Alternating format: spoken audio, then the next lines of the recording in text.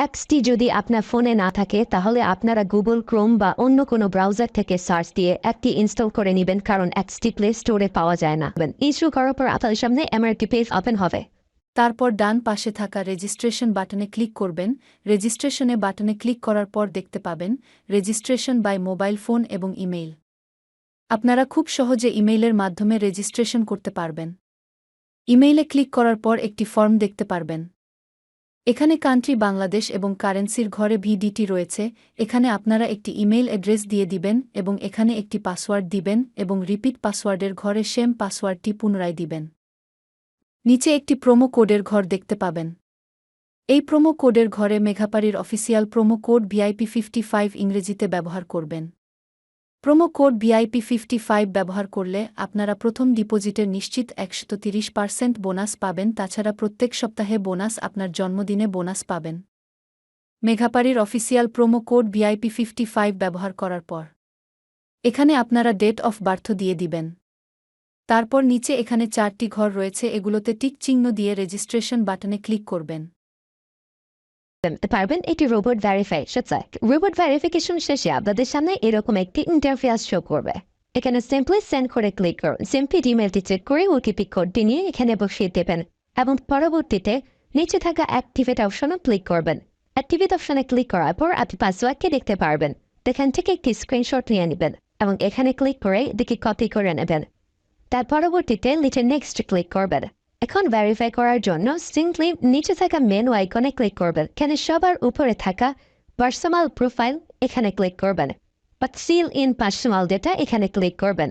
দেখতে পারবেন আপনাদের সামনে নতুন একটি ফর্ম এসেছে। এখানে ফার্স্ট নেমের জায়গায় আপনার নামের প্রথম অংশ, সারনেমের জায়গায় আপনার নামের শেষ অংশ দিয়ে দেবেন এবং মিডল নেমের জায়গায় আপনার নামের মধ্যে কোনো অংশ থাকলে সেটি দিয়ে দেবেন।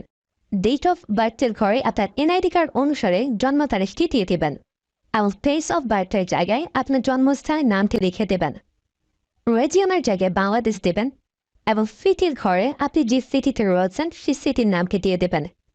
পরবর্তীতে ডকুমেন্ট টাইপে ক্লিক করে ন্যাশনাল আইডি কার্ড এটি সিলেক্ট করবেন এবং সিরিজের ঘরে 1 দেখে দেবেন।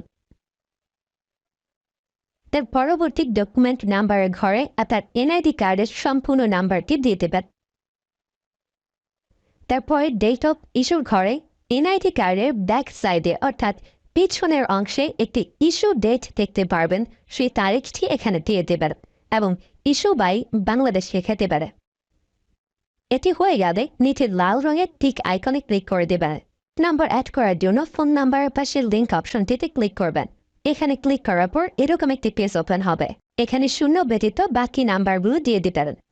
নাম্বারটি দেওয়া হয়ে গেলে সিক্রিন নিচে থাকা নেক্সট বাটনে ক্লিক করবেন।